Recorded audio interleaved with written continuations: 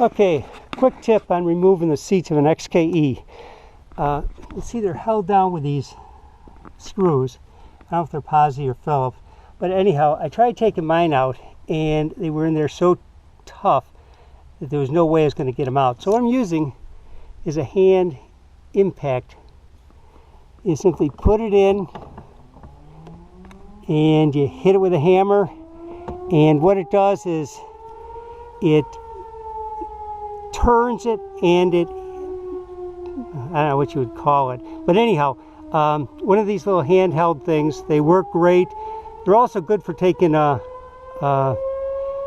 bolts like off of a lawnmower, the blade and stuff like that.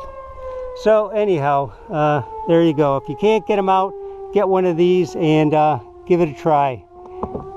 I did it already on this one, and I can turn it now. Before, I could not turn it the least little bit.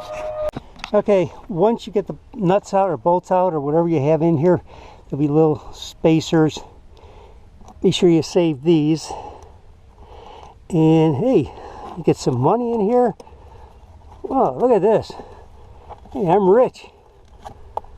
There you go. Anyhow, this is going to be part of another video in which I'm redoing the interior of this. I'm going to re-dye it with leathery and put some new carpets in. But anyhow, once you get the two out, you have your spacers, you just sort of wiggle it. This is what holds the front in, these two little washer type things. You just wiggle it and it comes off of there. The bottom of the track. Let's take a look at it. See, they go into here. The round things go into there. So you wiggle it and you pull it back and the seats will come out.